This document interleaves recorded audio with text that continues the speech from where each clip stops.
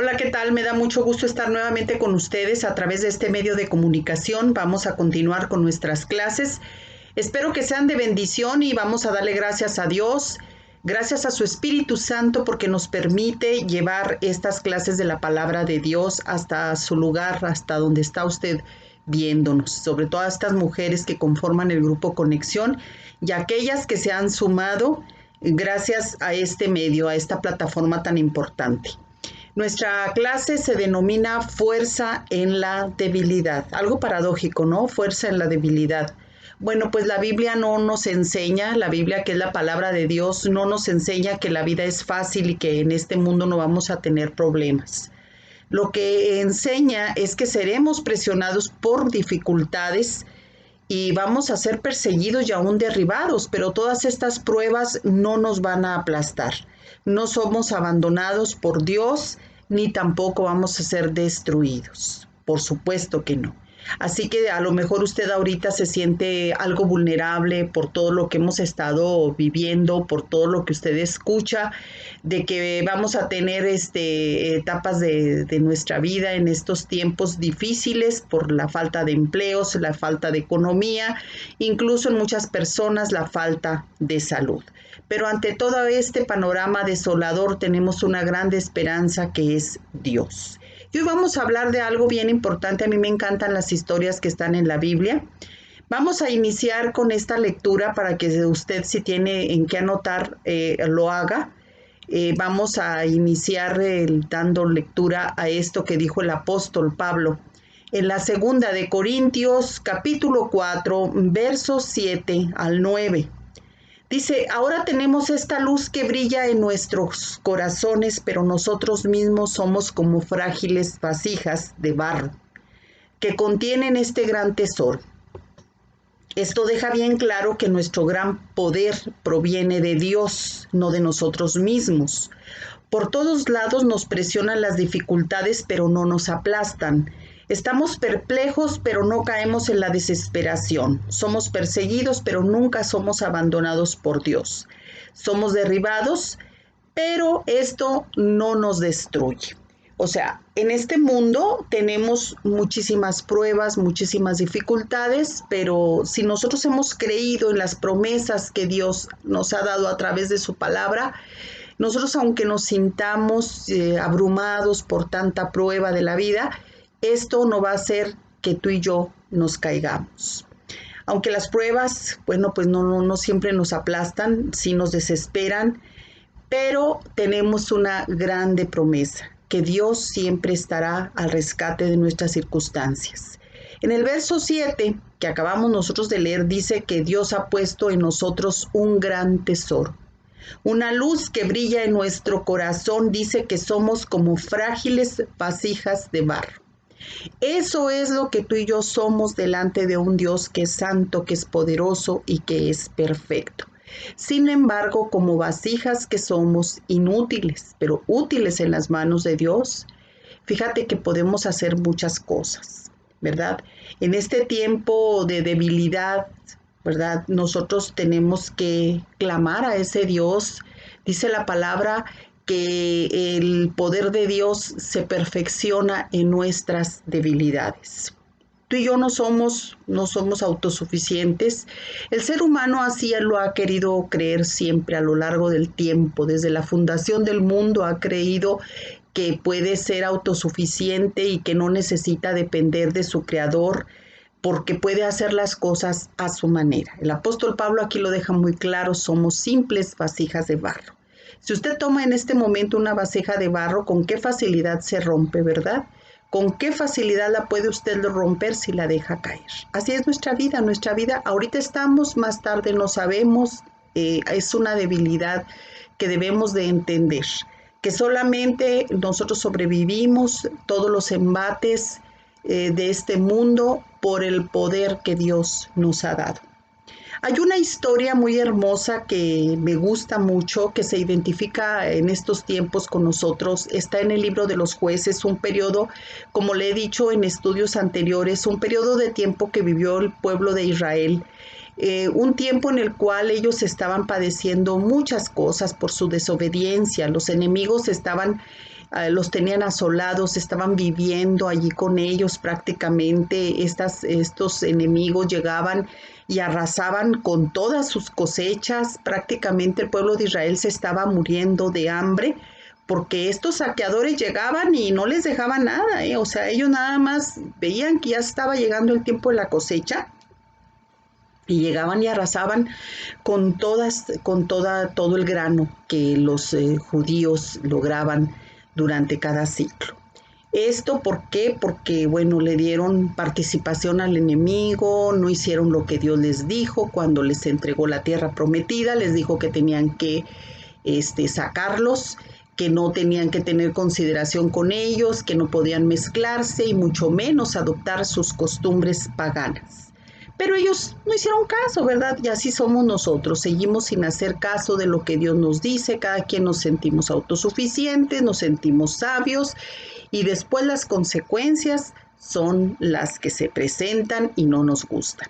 En el libro de los Jueces, capítulo 6, versos del 1 al 2 y del 11 al 13, dice de la siguiente manera: los israelitas hicieron lo malo a los ojos del Señor, entonces el Señor los entregó a los madianitas durante 7 años.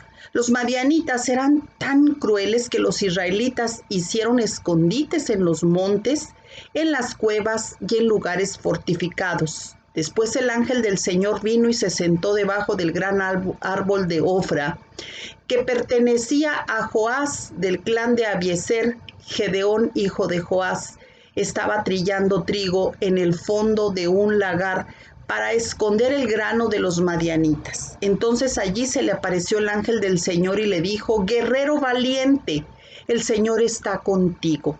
Señor, respondió Gedeón, si el Señor está con nosotros, ¿por qué nos suceden todas estas cosas? ¿Y dónde están todos los milagros que nos contaron nuestros antepasados? ¿Acaso no dijeron, el Señor nos sacó de Egipto?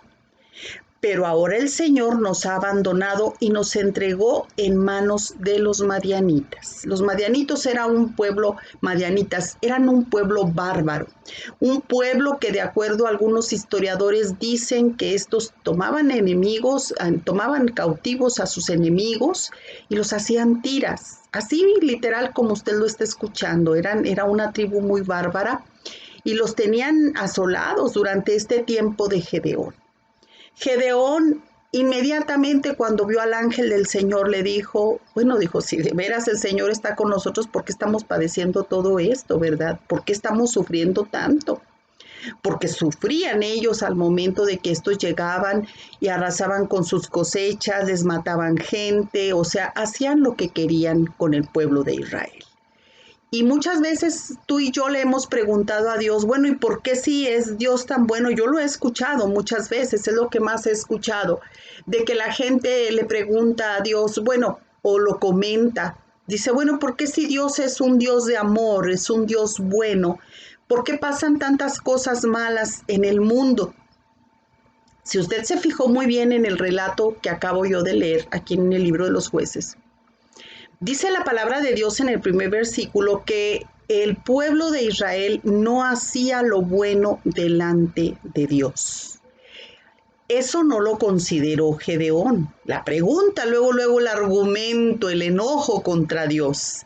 ¿Por qué nos están pasando todas estas cosas? Yo escuché milagros. Cuando sacaron al pueblo de Israel, Dios sacó al pueblo de Israel de esclavitud de Egipto, le prometió una tierra que era digna para ellos, que fluía leche y miel, que era una tierra próspera. Sin embargo, ahora estaban viviendo consecuencias que ellos no se esperaban. ¿Por qué? Porque ellos habían hecho lo malo delante de Dios. Primeramente no obedecieron todo lo que Dios les dijo que tenían y debían hacer para tener éxito. Dios nos dejó su palabra también a usted y a mí. Y nosotros hemos tenido que darnos de topes, como luego dicen en el mundo, porque no hemos obedecido a Dios y las cosas las hacemos a nuestra manera, porque creemos y porque podemos, porque creemos que podemos hacer las cosas y porque podemos hacerlas. Fíjese que le voy a decir yo algo muy importante. Dios nos dio, es tan hermoso y nos ama tanto que nos ha dado un libre albedrío. Desgraciadamente, usted y yo siempre hemos pues optado por hacer lo que no es correcto. Pero sí lo creemos, como dice el libro de Proverbios 2 veces, dice, hay caminos que al hombre le parecen rectos, pero su fin es fin de muerte. ¿Cómo hemos desplazado a Dios hoy en estos días? ¿Cómo lo hemos ignorado? Todos tenemos religiones, todos. Todo mundo cree en Dios, no sabemos en cuál. En algunas personas dicen, es que yo creo en Dios. Bueno, pero ¿en cuál Dios, verdad? O sea, vamos a ser específicos. Todo mundo tiene su religión, a nadie le gusta que le digas tú, tienes que creer en el Hijo de Dios, en Jesucristo, para poder llegar al Padre. Y dice, no, es que yo tengo mis tradiciones, yo tengo mi religión, yo tengo mi forma de ser, y de ahí no sacas a las personas. Después vienen los problemas, las situaciones difíciles y adversas, y se preguntan ¿por qué? ¿Por qué no, verdad? Porque así lo preguntó Gedeón. En el primer versículo dice, y en todo este relato de los jueces, yo le he invitado para que usted lo lea, dice que hicieron lo malo delante de Dios. Los israelitas siempre estaban en desobediencia durante este tiempo. Entonces, Dios siempre acordándose de su misericordia, él dijo, bueno, pues voy a tratar de rescatar en este tiempo al pueblo de Israel, de estos embates de los enemigos, porque Dios, no creas que Él se siente muy contento cuando a ti y a mí nos están pasando situaciones difíciles en nuestra vida. A Él le duele lo que tú y yo pasamos, aunque no lo creas, a Él le duele. Sin embargo, pues nosotros no lo consideramos así. Siempre le reclamamos que Él es el que nos castiga, que es un Dios que se complace con lo que nos pasa mal, en fin, nos atrevemos a decir eso cuando no es verdad. Dios ve más allá de nuestras debilidades, de nuestras fallas y limitantes. Él ve que tenemos un tesoro, que tenemos un potencial, porque Él nos hizo y no nosotros a nosotros mismos. ¿Qué quiere decir el nombre de Gedeón? Fíjate bien, te voy a dar algunos tips muy interesantes para que tú los vayas considerando, los vayas tú aplicando a tu vida. Gedeón quiere decir, bueno, pues guerrero poderoso, cortante, destructor. Él destruyó el ejército madianita porque Dios le dio esa fuerza. Él era un hombre débil, él estaba, dice la palabra de Dios, que él estaba limpiando su grano en un lagar. El lagar se utilizaba para aplastar las uvas con los pies para hacer el vino, ya sea que era construido de madera como una especie de casita con dos divisiones. En la parte de arriba ponían las uvas y en la parte de abajo así como un tipo sedazo para que el vino, para que el zumo, el juguito, fuera escurriéndose. Esto lo hacían ya sea en madera o bien lo hacían como en tipo excavaciones a las laderas de los cerros. Y él ya no hallaba ni dónde esconderse, al igual que el resto de la gente, para poder ocultar su cosecha, sus granos, si no llegaran los madianitas y arrasaran sin cosechar, sin sembrar, sin trabajar. Ellos llegaban y se lo robaban, se los quitaban. Entonces Gedeón era un hombre pues hasta cierto punto tranquilo. Gedeón fue juez de Israel antes del llamado que Dios le hizo. Era un campesino de la tribu de Manasés, una de las tribus, de las 12 tribus, que no brillaba mucho. Alguien así que pasaba, si usted y yo queremos hablarlo así, pasaba desapercibido. Gedeón no era, en pocas palabras, no era una persona, ni era un guerrero, ni era una persona que fuera, que destacara allí en ese tiempo, allí dentro de su tribu, o que fuera alguien que estuviera en algún puesto de mando. No era nada, era un simple campesino que, al igual que todos los demás, se andaban escondiendo de los enemigos. También le llamaban ahí sus vecinos, sus habitantes también le llamaban Jerobal. Esto porque él logró destruir 2 ídolos abominables que la gente de Israel, cuando se le dijo que no adorara ídolos, se dieron a la tarea de contaminarse con estos pueblos como madianitas, filisteos, etcétera, etcétera, y adoptaron las costumbres religiosas de los enemigos. Y Gedeón, bueno, pues destruyó la imagen de Acera y la imagen de Baal. Pero bueno, es muy interesante esta historia. Continuamos con ella y bueno, Gedeón acepta, al principio no le cree a Dios, ¿eh? Usted puede leer todo este relato, no le cree a Dios, que Dios lo está llamando porque ve potencial. Él se sentía tan miserable como usted y yo nos llegamos a sentir. No, hombre, ¿a poco yo no puedo hacer eso?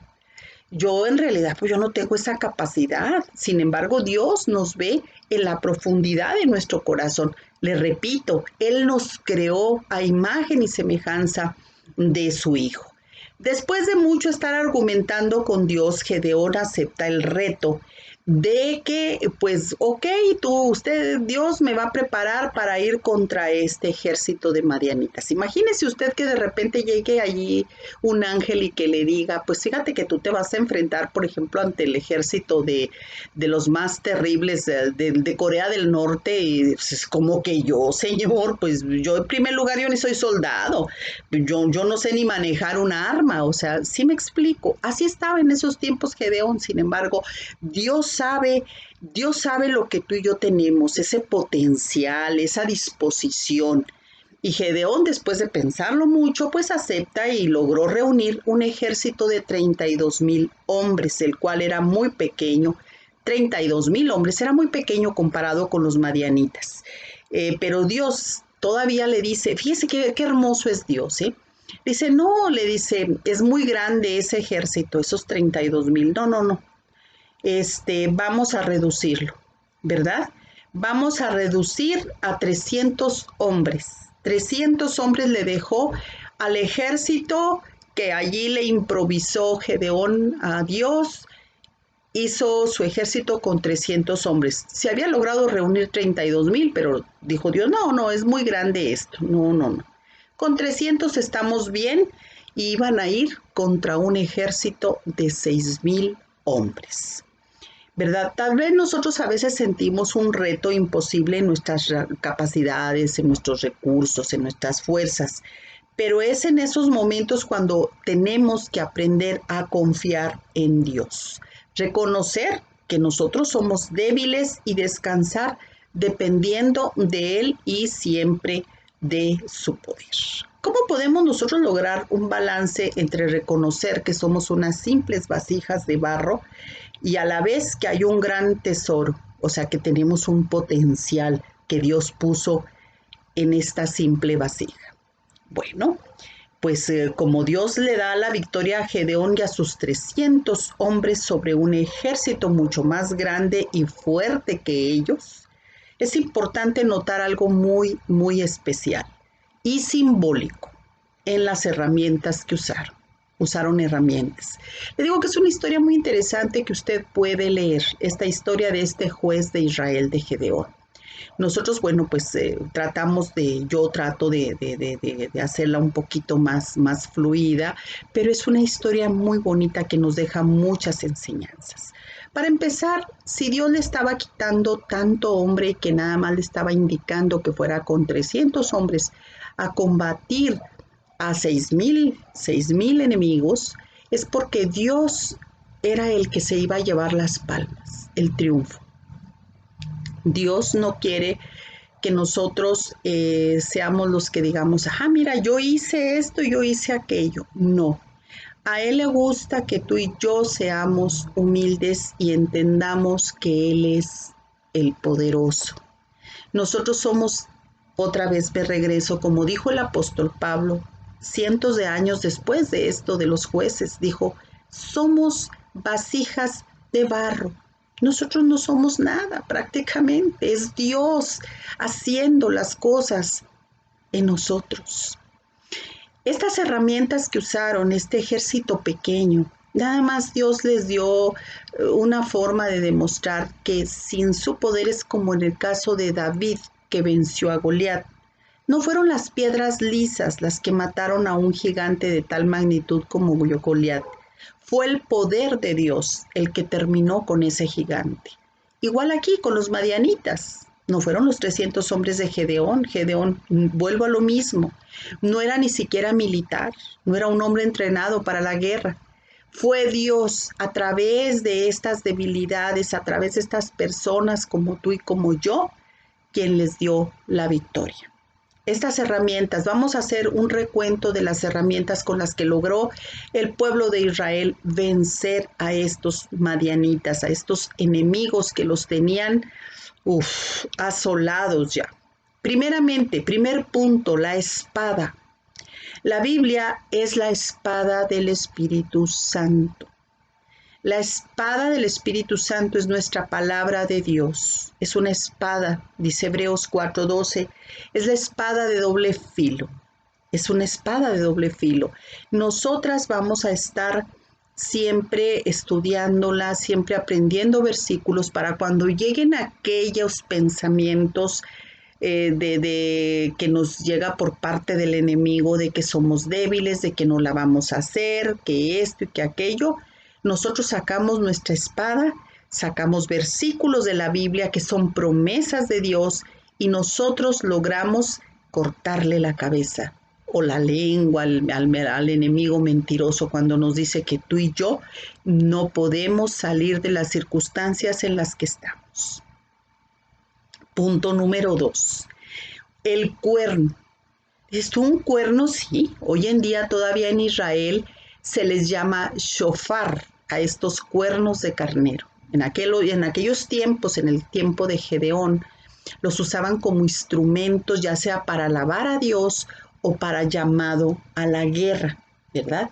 Era considerado el cuerno de carnero, era considerado un instrumento musical en tiempo de guerra o de alabanza para el pueblo de Israel. Y déjame decirte una cosa, la alabanza es una herramienta crucial en tiempos difíciles. Es muy sencillo tú y yo cantar, decirle a Dios, ay Señor Jesucristo, basta, y qué hermoso los cantitos que te sabes en tu iglesia, en cualquier iglesia que tú acudas, ¿eh? Qué bonito es interpretar alguna alabanza, algún himno de adoración a Dios cuando todo te va bien, cuando estás feliz, que tienes todo a tu alrededor, que no te falta prácticamente nada. Pues qué padre, ¿no? Le aplaudimos y hasta brincamos y hacemos porque estamos felices. Sin embargo, cuando estamos en medio del dolor, en medio de la prueba, yo te invito a que es cuando tú debes de alabar a Dios, en las buenas y en las malas. La palabra de Dios dice, ¿verdad? La alabanza a Dios cambia las cosas.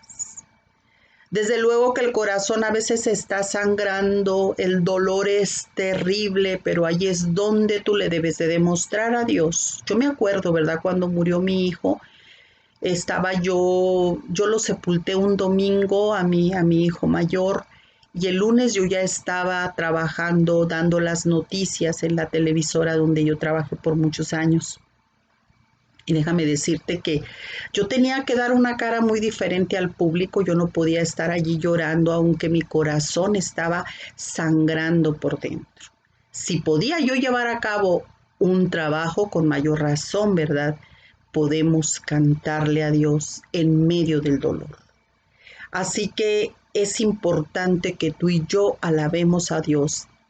Estés como estés muy triste, estés muy contento, como sea, enseñémonos a adorar a Dios. Entonces este cuerno representa, ¿verdad? La adoración y bien, tú estás llamando a la guerra. ¿Por qué? Porque cuando tú le estás demostrando a Dios que Él es digno de ser alabado, el enemigo va a huir. El enemigo va a huir. Recuérdalo. Tercer punto que podemos ver en esta historia. Cántaros o vasijas con antorchas. El pueblo de Israel se armó de cántaros, pues lógico, no tenían lámparas ni nada de eso, se armó de cántaros o vasijas y le metieron una antorcha adentro para poder alumbrar. Fíjate nada más, la antorcha representa el fuego del Espíritu Santo en nosotros. Representa el mismo cuadro que dice la segunda carta de los Corintios capítulo 4, que escribió el apóstol Pablo cientos de años después. Dice que cuando somos quebrados al reconocer nuestra fragilidad, permitimos que la hermosa luz de Dios brille e ilumine nuestro camino. Que el fuego del Espíritu Santo nos purifique y nos haga arder en pasión por Él, por Dios. Vamos a atrevernos a creerle a Dios y no darnos por vencidos. Yo te voy a dar 5 lecciones de fe de esta historia de Gedeón. 5 lecciones de fe. La primera: somos libres de elegir, pero somos responsables únicos de nuestras elecciones. Tú y yo tenemos una libertad que Dios nos ha dado, un libre albedrío, te lo decía al inicio de la clase. Somos libres, tú eliges lo que quieras, pero somos responsables únicos de qué elegimos, ¿sí? Después no nos quejemos. La desobediencia nos lleva a límites insospechados. Si tú crees que hacer las cosas a tu manera y porque, como dicen las canciones del mundo, ¿verdad? A mi manera, y que tal vez viví, tal vez lloré, ¿ha oído usted esa canción que a su manera? Bueno, pues ahí nos habla hasta cierto punto algo de mucha soberbia, ¿no? Nosotros, si desobedecemos la palabra de Dios, esto nos va a llevar a cosas destructivas para nuestra vida. Y lo estamos viendo en esta historia y en todas las historias del libro de los jueces, y lo seguimos viendo hoy en nuestros días. Mucha gente pregunta, bueno, ¿por qué? Mucha gente pregunta de veras, ¿por qué nos está ocurriendo esto? ¿Por qué hay gente cuando la violencia del 2010, por ejemplo, también preguntaba, es que hay mucha gente inocente que está muriendo en estos ataques? Yo como reportera le puedo comentar que a mí me llegó a tocar a cubrir asesinatos, ejecuciones tremendas donde niños resultaban muertos. Ellos, dices tú, bueno, como lo decíamos la semana pasada, ¿no? Ellos son víctimas. No tenían, ellos sí son víctimas, los niños. Lamentablemente, los padres andaban mal y los hijos fueron los que pagaron consecuencias de nuestra desobediencia, ¿sí?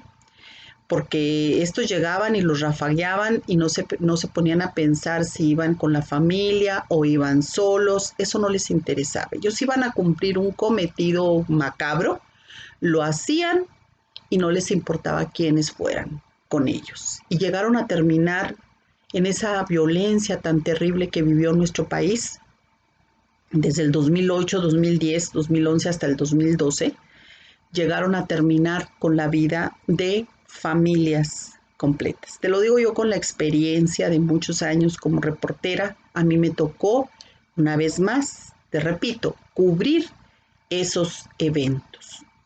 Y yo te puedo decir, bueno, pues es que los niños no tenían la culpa, ni la esposa a lo mejor, ¿no? Pero nuestras consecuencias, nuestra desobediencia, nuestros actos, desgraciadamente arrastran a quienes queremos, principalmente a nuestros hijos, ¿verdad? Entonces, vamos nosotros a pensar en eso. Gedeón le preguntó, le dijo, bueno, ¿y por qué está Dios permitiendo todo esto? ¿Cómo no se puso a pensar antes de preguntar? Estamos así porque nosotros no obedecimos las instrucciones que Dios nos dio a través de Moisés, a través de Josué, cuando nosotros entramos a esta tierra prometida. Y así estamos, igualito, ¿verdad? Entonces, la desobediencia nos lleva a límites insospechados. Fíjate, en estos tiempos de Gedeón andaban escondiéndose en las cuevas para que no les quitaran sus granos, su cosecha, y para que no los mataran también. O sea, eran tiempos verdaderamente terribles, difíciles. Punto número 3. Lejos de Dios, nada podemos hacer. Lo dijimos, ¿verdad? Él es el que nos da el poder para llevar a cabo las cosas que nos traen victoria. Punto número 4. El arrepentimiento nos devuelve la capacidad de escuchar la voz de Dios. El arrepentimiento. Si tú verdaderamente te arrepientes de corazón, porque Dios conoce los corazones, de corazón sincero, te arrepientes tú de todos y cada uno de tus pecados, de tus desobediencias, créemelo que empezamos a tener esa capacidad auditiva, esa capacidad espiritual de escuchar la voz de nuestro Dios. Punto número 5. Estas son 5 lecciones de fe en la historia de Gedeón, ¿sí? Y la número 5 dice, Dios empieza a trabajar en la solución, aunque tú no te des cuenta. O sea, Dios empieza a crear un milagro para sacarte de la situación difícil en la que tú te metiste por consecuencia de tus pecados, de tu rebelión y de tu desobediencia. Dios es bueno. Dios es bueno y nosotros tenemos que entenderlo como tal. Dios es bueno, Él no nos deja caídos. Él siempre tiene a bien sacarnos de la oscuridad en la que tú y yo nos hemos metido, ¿verdad? El apóstol Pablo escribió en la segunda de Corintios, capítulo 4, versos 16 al 18. Te lo voy a leer. Es por esto que nunca nos damos por vencidos, aunque nuestro cuerpo está muriéndose, nuestro espíritu va renovándose cada día, pues nuestras dificultades actuales son pequeñas y no durarán mucho tiempo. Sin embargo, nos producen una gloria que durará para siempre y que es de mucho más peso que las dificultades. Así que no miramos las dificultades que ahora vemos. En cambio, fijamos nuestra vista, fíjate, en las cosas que no pueden verse, pues las cosas que ahora vemos pronto se habrán ido. Pero las cosas que no podemos ver permanecerán para siempre. Todo lo que nuestros ojos vean, todo tiene un principio, todo tiene un fin, hasta nosotros mismos. Lo que te decía, somos frágiles. Somos esos vasos de barro que en cualquier momento nuestra vida es tan frágil que ahorita estamos y más tarde, quién sabe.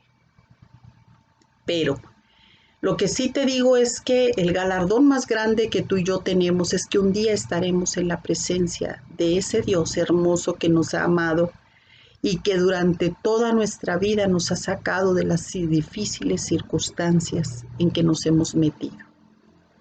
Por ignorancia, por desobediencia, por arrogancia, por soberbia, pero aún así Dios es un Dios de oportunidades. Por eso es importante recalcar, Dios no es religión, grábatelo muy bien.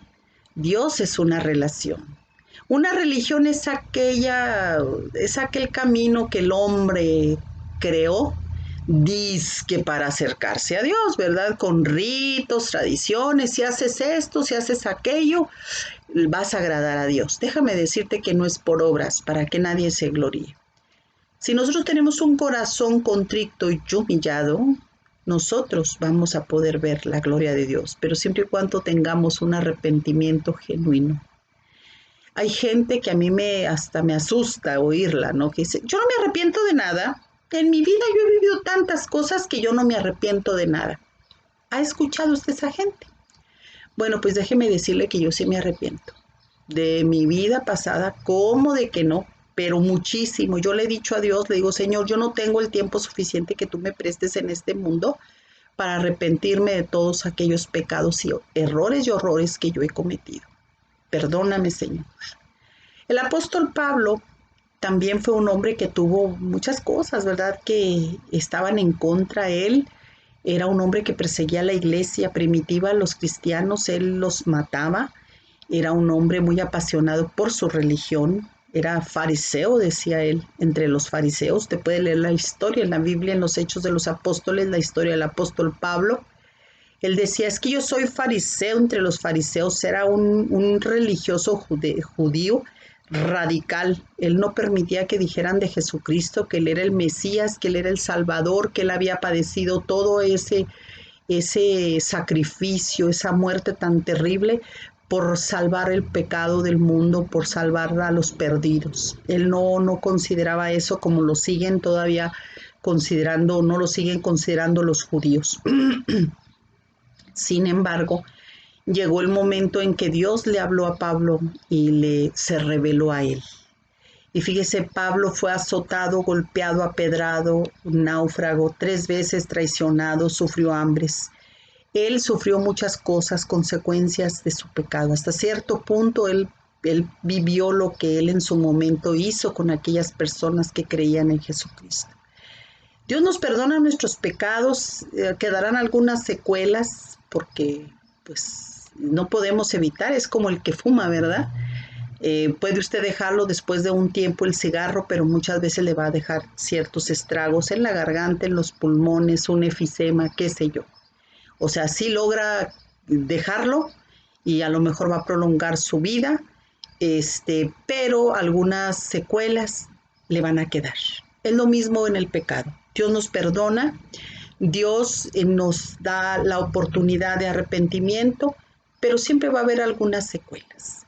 Nosotros somos débiles, nosotros tenemos que entender que Dios es el que nos da la fuerza. Usted tiene que aprender a conocer a Dios a través de su palabra, que es la espada de doble filo.